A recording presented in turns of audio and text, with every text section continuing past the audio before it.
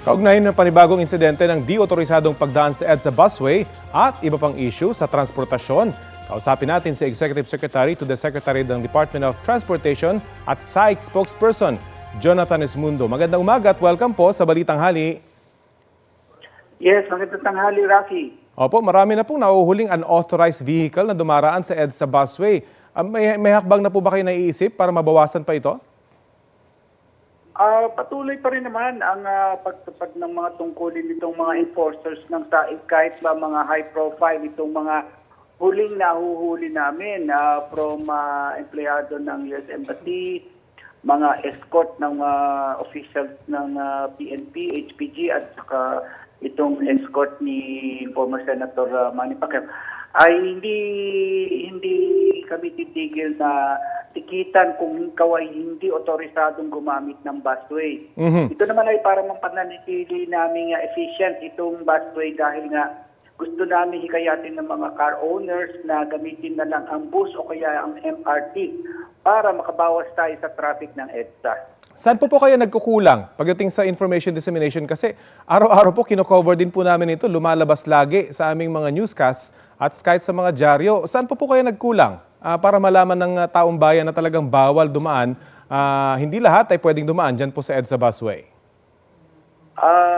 Kami ay naniniwala na sa tulong ninyo, mga media, ay naipakakalat na namin na kung sino lang ang pwedeng gumamit ng busway. Pero talaga lamang na maraming mga pasaway.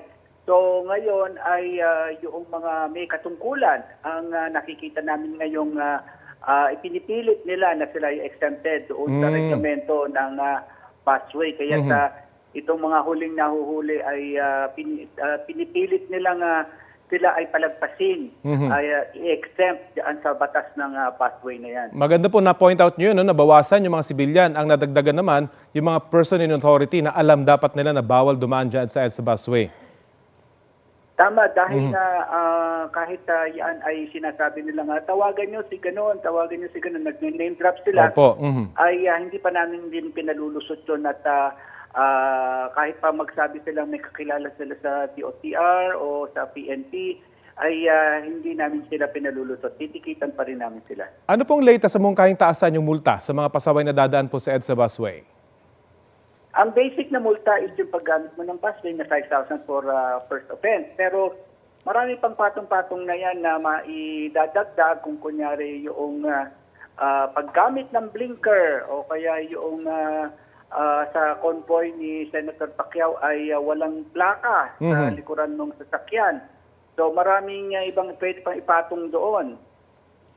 Sa inyo pong investigasyon, may lumabas na ba doon sa insidente may convoy ng PNP HPG na dumaan dyan po sa EDSA busway at edi nadawit pa yung pangalan ni PNP Chief Romel Marbil? Ngayong umaga ay nagpalabas na ng statement na ang tanggapan ni PNP Chief Marbil at sinabi nga hindi, itinanggi niya na pinatitigil niya ang operasyon ng SAIC at nalulungkot siya doon sa insidenteng yon at hindi niya pinahihintulutan na gano'n na magamit yung kanyang pangalan. Kaya't gano'n pa man ay tinuloyan namin yung pag-issue ng ticket at kahit pa pinagbabantaan nga ang aming mga enforcer.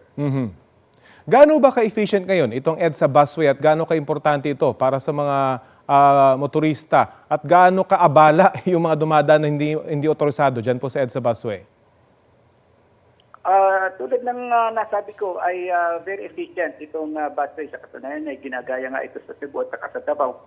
At gayon din ang pamahalang ng Cavite, gusto nilang gumawa ng sarili nilang busway. Yan ay hindi maduduplicate, hindi pwedeng magkasalungat ang MRT3 at ang busway. Sila ay nagko-complement. Mas maiksi ang MRT, mas mahaba ang busway. Kaya't marami itong natutulungang mag-commute, mga commuters, na imbes na gumamit ng private na sasakyan ay mag-public transport na lang. Kaya sa palagay namin ay imo-modernize pa namin, i-expand pa namin, pagagandahin pa namin ang operation ng busway imbes na ito ay alisin o kaya ay i-limit ang paggamit. May mga improvements na po ba kayo naiisip para mabawasan yung mga hindi otorisadong dumaan dyan, lalo pang mas maging efficient yung operasyon ng EDSA busway?